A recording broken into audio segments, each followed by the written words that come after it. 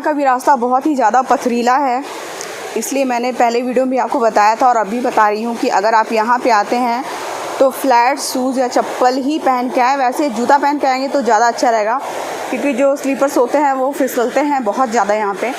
तो आप शूज़ पहन के आइए, बहुत ज़्यादा कंफर्टेबल रहेगा। हाय गाइस, तो दोस्तों अब हम आपको लेकर के चलते हैं दूधधारा जलप्रपात में। जो नर्मदा नदी है वो यहाँ पे 2 जलप्रपात बनाती है। पहला तो वो कपिलधारा में बनाती है, उसके बाद वो नीचे साइड में आकर के दूधधारा जलप्रपात बनाती है। अब इस जगह को दूधधारा जलप्रपात क्यों कहा जाता है, तो मैं आपको बताती हूँ कि जो नदी का पानी है वो जब वहाँ से गिरता है झरने से तो बिल्कुल दूध के जैसा वाइट दिखता है। इतना ज़्यादा वहाँ पे भाप निकलता है, फॉग जैसा, इसलिए इसे दूधधारा भी कहा जाता है। और नीचे में मंदिर भी है, आपको मंदिर के भी दर्शन कराते हैं। तो चलिए हम बस पहुँचने वाले हैं दूधधारा में, जो कि बहुत ही सुंदर सी जगह है। तो चलिए।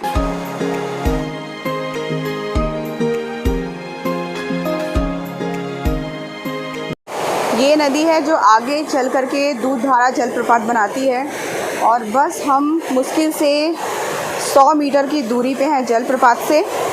आते टाइम ये जो जगह है पानी बह रहा है और काई भी जमी हुई है, बहुत स्लिपरी जगह है, तो यहाँ पे बहुत ही केयरफुली आइएगा।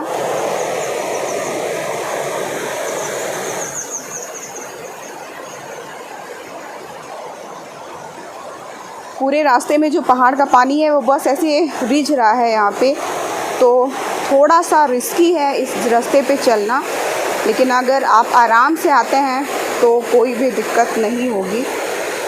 दोस्तों जो दूधधारा है वो बहुत ज़्यादा नीचे बना हुआ है, इसलिए अगर किसी को थोड़ा सा भी हेल्थ का इशू है तो उनको लेकर के बिल्कुल भी मत आएँ, क्योंकि जो हम नीचे उतरते हैं घाट से उसमें तो प्रॉब्लम नहीं होती है, लेकिन जब हम चढ़ेंगे तो चढ़ने के टाइम में बहुत ज़्यादा दिक्कत होती है।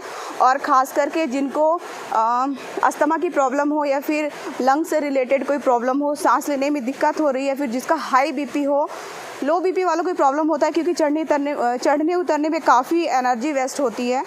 तो इस चीज़ का ध्यान रखें, और साथ में पानी का बॉटल या फिर नींबू पानी कुछ भी लेकर के आइए, क्योंकि इतना ज़्यादा चढ़ाव है कि बहुत ज़्यादा एनर्जी वेस्ट होती है। तो पानी का बॉटल तो ज़रूर लेके आइए।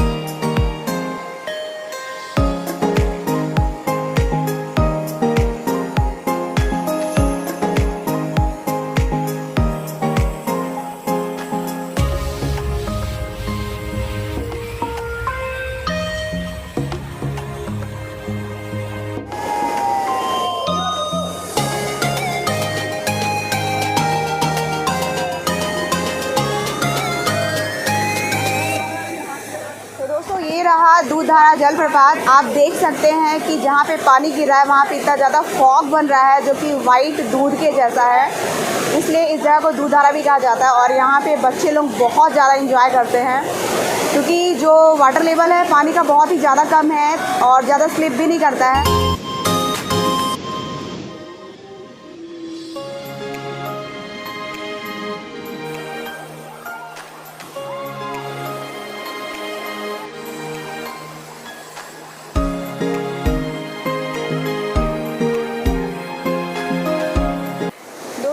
जब भी आते हैं आप एक से कपड़ा ज़रूर लेके आइए, क्योंकि यहाँ आने के बाद अगर आप इस झरने में नहीं नहाए तो फिर आपने कुछ भी नहीं किया।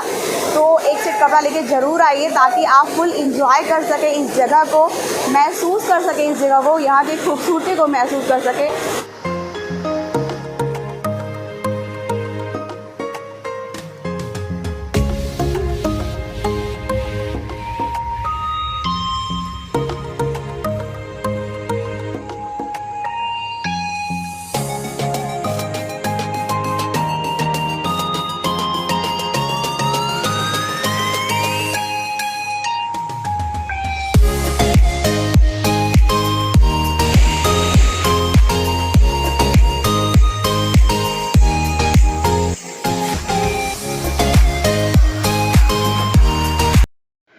दोस्तों यह है ऋषि दुर्वासा की गुफा, जहाँ पर रह कर के ऋषि दुर्वासा तपस्या किया करते थे।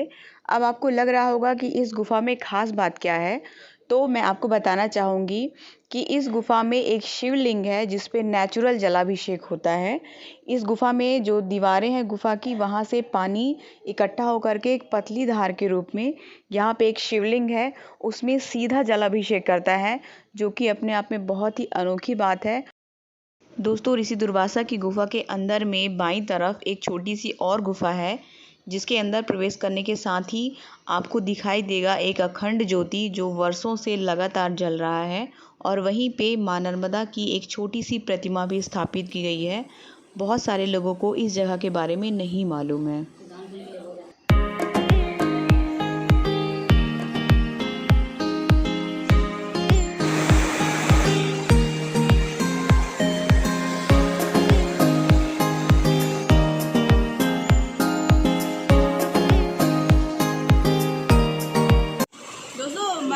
वाटरफॉल से ऊपर आने के बाद आप लोग यहाँ पे आके चने का झालमुड़ी जरूर खाइए, बहुत ही टेस्टी है और स्पाइसी बहुत ज़्यादा है।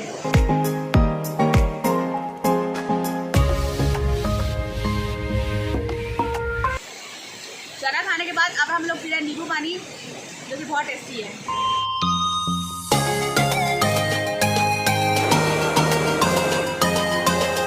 ये लड़के लोग जूस पीने के बाद ज़्यादा ही लोग को एलर्जी आ गई है, कूदा फांदी कर रहा है बिल्कुल।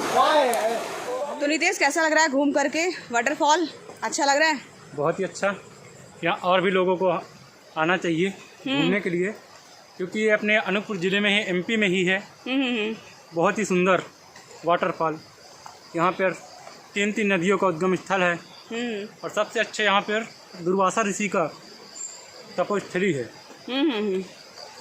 सही बात है गाइज। हम लोग जनरली क्या होता है कि हिल स्टेशन पे जाते हैं माइंड रिफ्रेश के लिए, प्लेस चेंज करने के लिए, थोड़ा सा लोकेशन चेंज होगा तो मूड अच्छा होगा। लेकिन जब हमारे यहाँ पे इतनी खूबसूरत सी जगह है, वो भी कुदरती नेचुरल, जो कि हम लोग जनरली हिल स्टेशन के लिए शिमला मनाली जाते हैं, अगर आप यहाँ पे आते हैं तो शिमला वाली फीलिंग यहाँ भी आती है। क्योंकि मेरा अभी कुछ टाइम पहले लास्ट मंथ में ही शिमला का ट्रिप लगा था, लेकिन जो यहाँ की खूबसूरती है ना, 2 कॉपी शिमला जैसी है। तो अगर आप नियरेस्ट कहीं भी हैं या फिर आप आना चाहते हैं तो ज़रूर आइए। बहुत स्वागत है आपका माँ नर्मदा की इस पावन नगरी में।